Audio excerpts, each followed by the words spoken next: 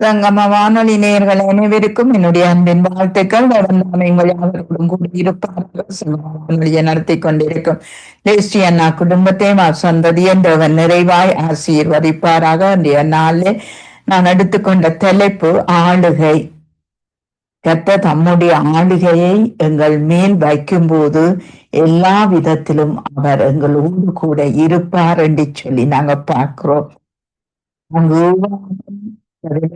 அதிகாரம் வசனத்தின்படி உன் தேவனாகிய கர்த்தர் உனக்கு சொன்னபடி உன்னை ஆசீர்வதிப்பதினால் நீ அநேக ஜாதிகளுக்கு கடன் கொடுப்பாய், நீயோ கடன் வாங்குவதில்லை. நீ அநேக ஜாதிகளை ஆளுவாய், உன்னும் அவர்கள் ஆளுவதில்லை என்று சொல்லி வேதம் சொல்லுகிறது. பாருங்கள், இந்த ஆளுகை எப்படி எங்களுக்குள்ளே வரும் என்றால், அவரை நாங்கள் நோக்கி பார்க்கும்போது, அவருடைய சத்தியத்தை அறியும் போது, சத்தியம் எங்களை விடுதலையாக்கி கொண்டே இருக்கும் என்பதை நாங்கள் காணக்கூடியதா இருக்கிறது. சத்தியத்தினால் நாங்கள் விடுதலை ஆகும் போது அநேக ஜாதிகளை ஆளக்கூடிய ஒரு கிருபையை கர்த்தர் எங்களுக்கு தருவார் என்று சொல்லி நாங்க பார்க்கிறோம். ஏனென்றால் தேவனுடைய பிள்ளைகள் உண்மையாய் ஆவியோடு தேடுகிறவர்கள் அங்கு அவர்களை எந்த மற்ற மனிதர்கள் ஆளுவது இல்லை என்பதை வேதம் எங்களுக்கு சுட்டி காட்டுகிறது. ஏனென்றால் அவர் அதிகாரம் 1 அதிகாரம் 28வது வசனத்திலே அவர் அங்கு வானத்தையும் பூமியையும் நாட்களிலே தேவன் அவர்களை நோக்கி நீங்கள் பெருகி பூமியை நிரப்பி அதை கீழ்ப்படுத்தி சமுத்திரத்தின் மச்சங்களையும் ஆகாயத்து பறவைகளையும் சகல ஜீவ ஜந்துக்களையும் ஆண்டு கொள்ளுங்கள் என்று சொல்லி தேவன் அவர்களை ஆசீர்வதித்தார் என்று சொல்லி நாங்க பார்க்கிறோம். இந்த ஆசீர்வாதம் இந்த தேவனுடைய சொன்னார். அங்கு அவரை நேசிக்கும் போதுதான், அவரிலே அன்பு செய்யும் போது அந்த ஆளுகையை நாங்க கண்டு கொள்ளலாம். ஏனென்றால் மனுஷனுடைய நற்கிரியைகள் அங்கு பரலோக தேவனை மகிமைப்படுத்தும் போது, அவருடைய வெளிச்சம் எங்களுக்குள்ளே பிரகாசிக்கும் போது அவருடைய ஆளுகை எங்களை மூடிக்கொள்ளும் என்பதை நாங்கள் காணக்கூடியதாய் இருக்கிறது. அவர் எங்களை ஆளுகை செய்வாராய் இருந்தால் எந்த வெற்றியும் எங்களுக்கு தர வல்லவராய் இருக்கிறார். ஏனென்றால் இருக்கும் போது எங்களுக்கு இந்த பூமியிலே மற்ற ஆளுகைகள் எல்லாம் எங்களுக்கு கீழ்ப்படுத்தி வைப்பார் என்பதை நாங்கள் காணக்கூடியதா இருக்கிறது. பாருங்கள், இழந்து போன ஆளுகையை எங்களுக்கு திரும்பமா இயேசு கிறிஸ்து மூலம் எங்களுக்கு கிடைக்க பெற்றது என்று சொல்லி நாங்க பார்க்கிறோம். முதல் மனிதன் ஆதாமும் ஏவாளும் ஏதேன் தோட்டத்திலே அங்கு அவர்கள் இழந்து போனார்கள். என்னத்தை இழந்தார்கள்? தேவனுடைய மகிமையை இழந்து போனார்கள். அந்த மகிமையை திரும்பமாய் பெற்று தரும் வகையில் தான் ஆண்டவராக இயேசு கிறிஸ்து இந்த பூமிக்கு வந்தங்கு சிலுவையிலே தன்னுடைய ரத்தங்களை சிந்தி தன்னுடைய உபத்திரங்களை பட்டு என் பிள்ளை அந்த உபத்திரத்தை படக்கூடாது என்று அவர் பட்டு அங்கு எங்களை மீட்டுக் கொண்டு சொல்லி நாங்க பார்க்கிறோம். பாருங்கள், மீகா 4வது அதிகாரம் 8வது வசனத்திலே சொல்லப்படுகிறது, துருக்கமே சீயோன் குமாரத்தின் அரணே, ஆலயத்தில் வரும் ராஜரீகம் எருசலேம் குமாரத்தின் இடத்தில் வரும் என்று சொல்லி நாங்கள் பார்க்கிறோம்.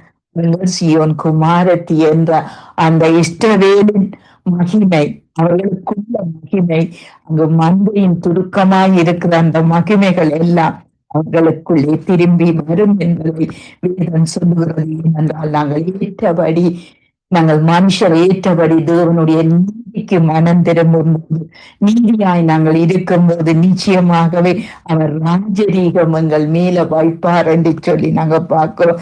அந்த ராஜரீக ஆளுகைக்குள்ளே நாங்கள் உட்பட்டு நடப்போம் என்று சொல்லி நாங்க பார்க்கிறோம். மந்தையின் துருக்கமே என்று சொல்லி நாங்க பார்க்கிறோம். மந்தையின் துருக்கம் என்றால் தேவனுடைய ஜனங்கள், தேவனுடைய பிள்ளைகள் என்று அர்த்தமா. அந்த ஆனால் மனுஷர்கள் ஆகிய நாங்கள் எத்தனையோ முறை அங்கு எங்களுடைய இருதயங்கள் மாற்றப்பட்டு இருக்கிறது. ஆனால் தேவனுடைய ஆளுகை அங்கு எப்பொழுதுமே இருக்கிறது. ஆனால் அதற்கு நாங்கள் உட்பட்டு இருக்க வேண்டியவர்களாயிருக்கிறோம். ஏனென்றால் தேவன் அவருடைய ஆளுகையை எப்பொழுதும் எங்களுக்கு வல்லவராயிருக்கிறார். ஆனால் நீங்கள் தான் மனம் திரும்பணும், அவரோடு சீர்பொருந்த வேணும், அப்படியாய் அவரோடு ஒப்புரவாக வேண்டும் என்று சொல்லி நாங்கள் பார்க்கிறோம். இந்த இழந்து போன மாளிகையை நாங்கள் திரும்பமாய் நாங்கள் பெற்றுக்கொள்ள வேண்டும். பெற்றுக்கொள்வதற்கு வாசலாய், வழியாய், மேய்ப்பராய் இருக்கிறவர் ஆண்டவராய் இயேசு கிறிஸ்து என்பதை நீங்களும் நானும் அறிந்து கொள்ள வேண்டும் என்று வேதம் கற்றுத் தருகிறது.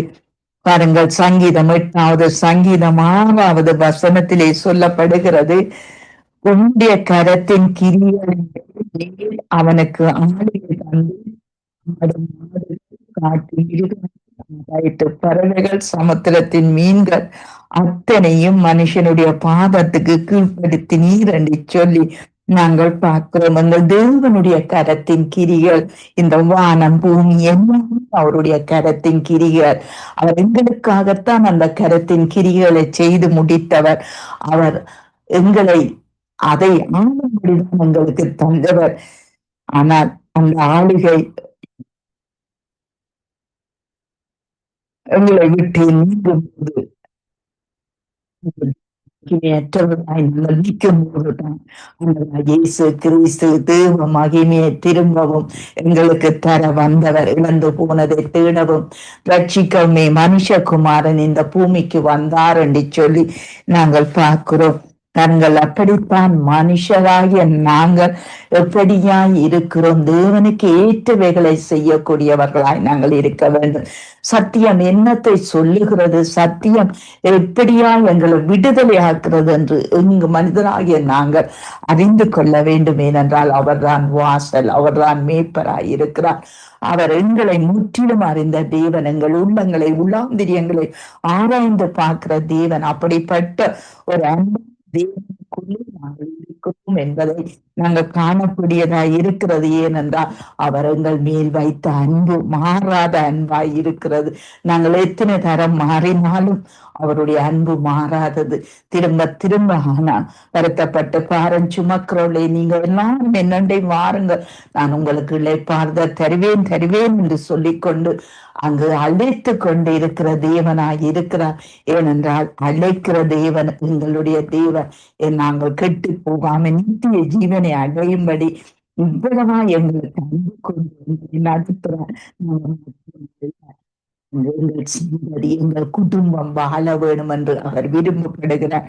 அவர் தேசங்கள், மக்கள், ஜனங்கள், ராஜாக்கள் வாழ வேணும் என்று சொல்லி அவர் விருப்பப்படுகிறதை நாங்கள் காணக்கூடியதா இருக்கிறது. பாருங்கள், எங்க மனுஷனுக்கு எல்லாம் வெற்றிய அவனுடைய பாதத்துக்கு கீழ்ப்படுத்தினார். ஆனால் நாங்கள் எங்களுடைய மீறுதல் நிமித்தம், எங்களுடைய காயப்படுத்துறதின் நிமித்தம் அது எங்களுக்கு கீழ்ப்படியாமல் போகிறது என்பதை நாங்கள் காணக்கூடியதா இருக்கிறது. இவனுடைய சத்தியத்துக்கு நாங்கள் செவி கொடுத்தோமா இருந்தா நிச்சயமாகவே எங்களுக்கு ஒரு விடுதலை, எங்களுக்கு மட்டுமல்ல குடும்பத்திலே, சந்ததியிலே, நாட்டிலே விடுதலை என்று சொல்லி நாங்க பார்க்கிறோம். இந்த கடைசி நாட்களிலே அங்கே எத்தனையோ துன்மாக்கங்கள் இருக்கிறது. அங்கு திரும்ப திரும்ப ஈச்சையினால் இழுப்புண்டு அங்கு பாவ சுவருக்குள்ளே அங்கு போய்கொண்டு இருக்கிறார்கள். இங்கு ஆபத்தை நோக்கி கொண்டு இருக்கிறார்கள் என்று சொல்லி நாங்க பார்க்கிறோம். ஆகவே இந்த இயேசு கிறிஸ்து உங்களுக்கும் எனக்கு நித்தியமான ஜீவனை தர, அங்கு நித்தியமா ஜீவிக்கக்கூடிய அந்த நல்ல எங்களுக்காக அவர் இந்த பூமிக்கு வந்து மரித்து உயிர்த்து சமாகாலங்களும் இன்றைக்கு ஜீவிக்கிற ஒரு தேவனாய் இருக்கிறார் என்று சொல்லி நாங்கள் பார்க்கிறோம். அவருடைய திட்டத்துக்குள்ளே நாங்கள் இருக்க வேண்டியவர்களாய் இருக்கிறோம் என்று சொல்லி நாங்க பார்க்கிறோம். ஏனென்றால் தேவனுடைய பிள்ளைகள் நியாயமாய் நடக்காமல் வேதத்தை விட்டு விலகி அங்கு கட்டளையை கை கொள்ளாமல் அவருடைய நியாயங்களை மீறி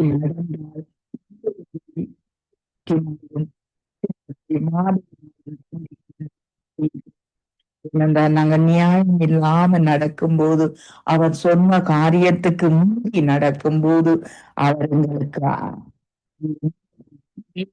னாலும் அக்கிரம வாதையினாலும் எங்களை இருக்கிற தேவனாய் இருக்கிறார் என்று சொல்லி நாங்க பார்க்கிறோம்.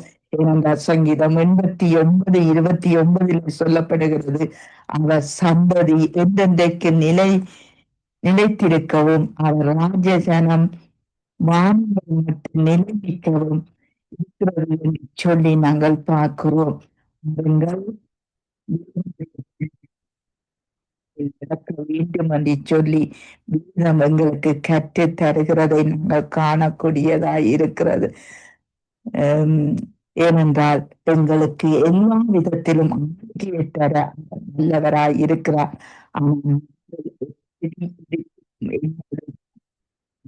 காணக்கூடிய ஒரு காரியமாய் இருக்கிறது என்று சொல்லி நாங்கள் பார்க்கிறோம். பாருங்கள், நாங்கள் இவ்வளவு நேரம் கர்த்தர் ஆளுகை எங்கள் மேல் இருந்தால் அவர் அங்கு ஜாதிகளை ஆள்றதுக்கு அதிகாரம் தருவார் என்று சொல்லி நாங்க பார்க்கிறோம். அதே போல ஆம், இரண்டாவது காரியம், கண்டு அவர் நாங்கள் செய்கிற நற்கிரியை கண்டு அவர் ஆளுகை தருவார் என்று சொல்லி நாங்க பார்க்கிறோம். மூன்றாவது காரியம், இழந்து போவதை அவர் திரும்ப தருவதற்கு அவர் ஆவல் கொண்டிருக்கிறார். நாங்கள் அவருக்கு நல்லவர் அவருக்கு உட்பட்டு இருக்கும்போது அந்த ஆளுகையை, இழந்து போன ஆளுகையை நாங்கள் திரும்ப பெற்றுக் கொள்ளுவோம் என்று சொல்லி வேதம் சொல்லுகிறது. இது மட்டுமல்ல, அங்கு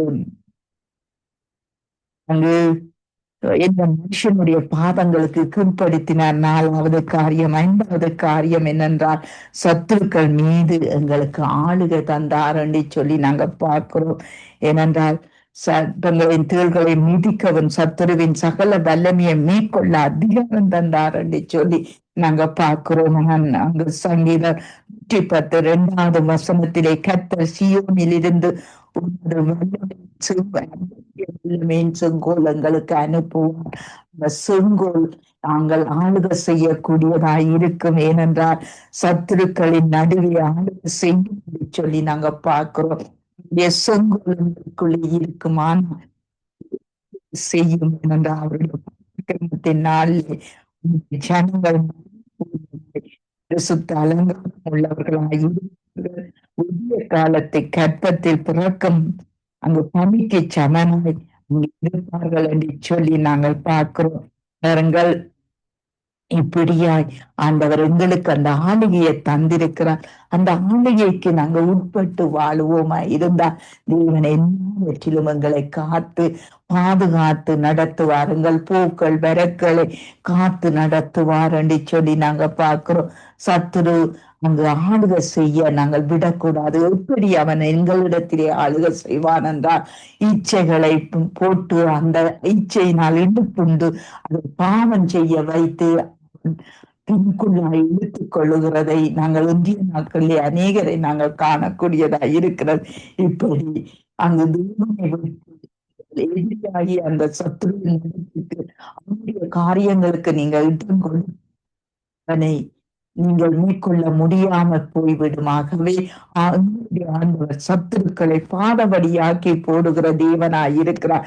நாங்களும் அப்படியே இருக்க வேண்டும் என்று வேதம் உங்களுக்கு கற்றுத் தருகிறதை நாங்கள் காணக்கூடியதாய் இருக்கிறது. பாருங்கள், சத்துருவின் காரியங்கள் அங்கு கிருபையின் காலத்திலே அங்கு ஜெயத்தை நாங்கள் பெறாவிட்டால் நாங்கள் திரும்ப அதை நாங்கள் பெற்றுக்கொள்ள முடியாது. ஆகவே நாங்கள் பரிசுத்த தேவனுக்கு ஏற்றதாய் பரிசுத்த ஆடைய அணிந்து கொண்டு அவருக்கு மகிமையாய் அங்கு காலை தோறும் புதிதாய் சுத்தமாய் பிரகாசத்தோடு அங்கு ஊழியத்தை மேற்கொள்ள வேண்டும் என்று சொல்லி வேதம் எங்களுக்கு கற்று தருகிறது. பாருங்கள், வெளிப்படுத்துகிற விசேஷத்திலே அங்கு சொல்லப்படுகிற காரியம் என்னென்று சொன்னால்,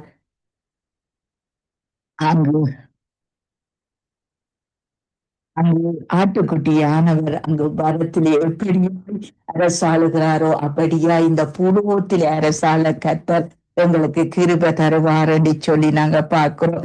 பாருங்கள், வெளிப்படுத்தல் 5 அதிகாரம் 12 வசனத்திலே, அவர்களும் மகா சத்தமிட்டு அடிக்கப்பட்ட ஆட்டுக்குட்டியானவர் வல்லமையையும் ஐஸ்வர்யத்தையும் ஞானத்தையும் பலத்தையும் கனத்தையும் மகிமையும் ஸ்தோத்திரத்தையும் பெற்றுக்கொள்ள பாத்திரராய் இருக்கிறார் என்று சொல்லி நாங்க பார்க்கிறோம்.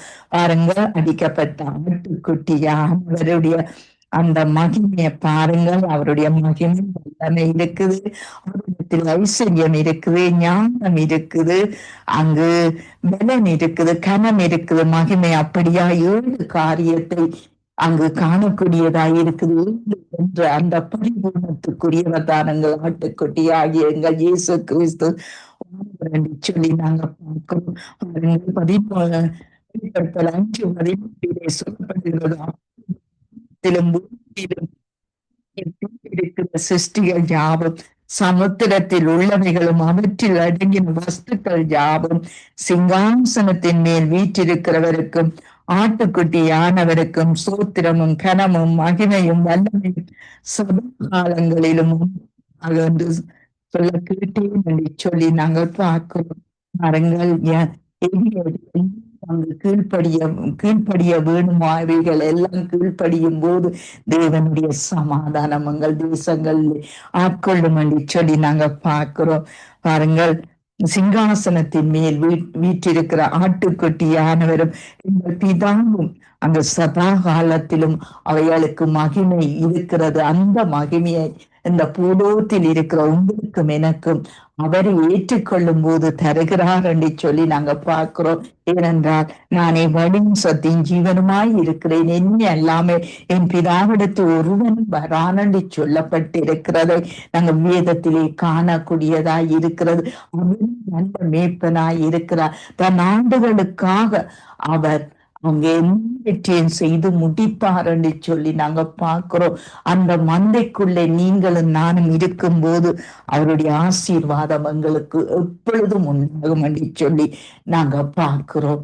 ஆகவே இந்திய நாளில் அவருடைய ஆண்டுகள் எங்களுக்குள்ளே எப்பவும் இருக்க வேண்டும். அந்த ஆண்டுகள் இருக்கும்போது எல்லாவற்றிலும் ஜெயம் வரும். சத்துருவின் இடத்தில் இருந்து ஜெயம் வரும். இடத்திலே அந்த ஆசீர்வாத குறைவுகள் ஆசீர்வாதத்தை தள்ள இடுவார் என்று சொல்லி, நாங்கள் வியாதிகளை கூட அவர் கீழ்ப்படுத்தி நடத்துவார் என்று சொல்லி நாங்க பார்க்கிறோம். அவருடைய செங்கோல் இருக்கிற அந்த செங்கோல் உலகத்தில் இருக்கிற மனுஷராக எங்கள் இடத்திலே வருகிறது என்று சொல்லி நாங்க பார்க்கிறோம். செங்கோல் எடுத்து நாங்கள் ஆளுகை செய்யறதுக்கு எங்களுக்கு அதிகாரம் தந்திருக்கிறார். நிச்சயமாகவே நாங்கள் கர்த்தருடைய கரத்திலே கூட இருந்து அவருடைய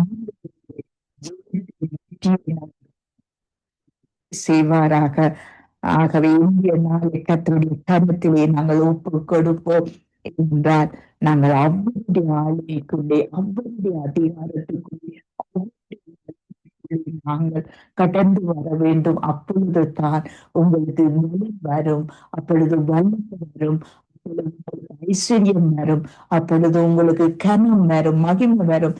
எல்லாமே அவரிடத்திலே இருந்து மகிமையின் மேல் மகிமையாய் மாறும் என்று சொல்லி நாங்க பார்க்கிறோம். அதற்காக நீங்கள் நானும் இன்றைக்கு உழைக்க வேண்டியவர்களாக இருக்கும்.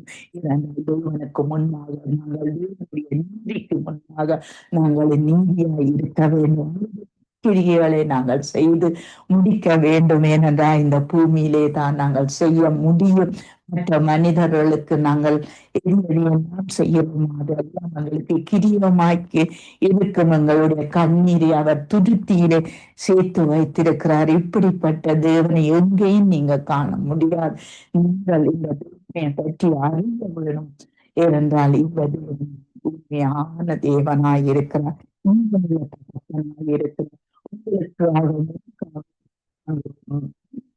தேவனாய் இருக்கிறார்.